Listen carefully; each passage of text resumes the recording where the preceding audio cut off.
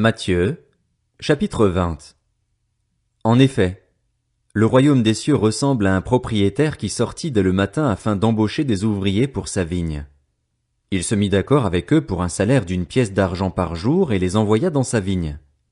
Il sortit vers 9 heures du matin et en vit d'autres qui étaient sur la place, sans travail.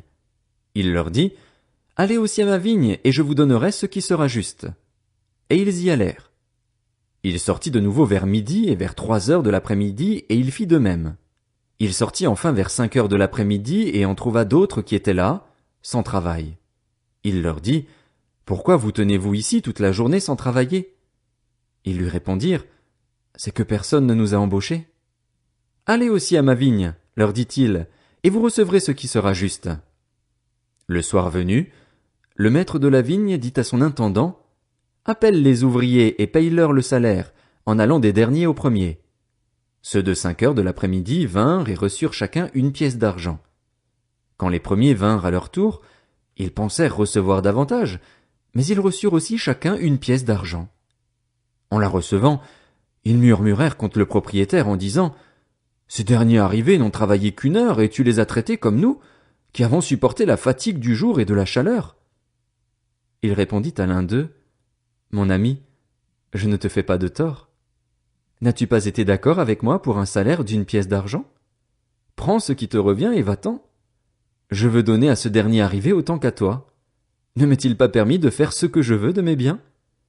Ou vois-tu d'un mauvais œil que je sois bon? Ainsi les derniers seront les premiers et les premiers seront les derniers. Beaucoup sont invités mais peu sont choisis. » Pendant qu'il montait à Jérusalem, Jésus prit à part les 12 disciples et leur dit en chemin, « Nous montons à Jérusalem et le Fils de l'homme sera livré aux chefs des prêtres et aux spécialistes de la loi.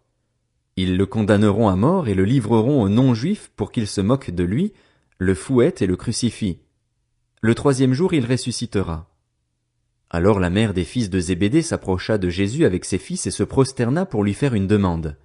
Il lui dit, « Que veux-tu ? » « Ordonne, lui dit-elle, que dans ton royaume mes 2 fils que voici soient assis l'un à ta droite et l'autre à ta gauche. » Jésus répondit, « Vous ne savez pas ce que vous demandez. Pouvez-vous boire la coupe que je vais boire, ou être baptisé du baptême dont je vais être baptisé? » Nous le pouvons, dirent-ils. Il leur répondit, « Vous boirez en effet ma coupe, et vous serez baptisés du baptême dont je vais être baptisé. Mais quant à être assis à ma droite et à ma gauche, cela ne dépend pas de moi et ne sera donné qu'à ceux pour qui mon Père l'a préparé. » Après avoir entendu cela, les 10 autres furent indignés contre les 2 frères. Jésus les appela et leur dit, « Vous savez que les chefs des nations dominent sur elles et que les grands les tiennent sous leur pouvoir. Ce ne sera pas le cas au milieu de vous, mais si quelqu'un veut être grand parmi vous, il sera votre serviteur. Et si quelqu'un veut être le premier parmi vous, qu'il soit votre esclave. C'est ainsi que le Fils de l'homme est venu, non pour être servi, mais pour servir et donner sa vie en rançon pour beaucoup. » Lorsqu'ils sortirent de Jéricho, une grande foule suivit Jésus. 2 aveugles, assis au bord du chemin, entendirent que Jésus passait et crièrent, « Aie pitié de nous, Seigneur, fils de David !» La foule les reprenait pour les faire taire, mais ils crièrent plus fort, « Aie pitié de nous, Seigneur, fils de David !»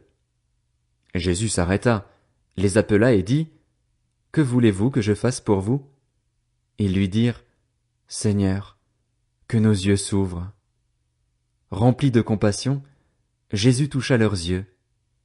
Aussitôt ils retrouvèrent la vue et ils le suivirent.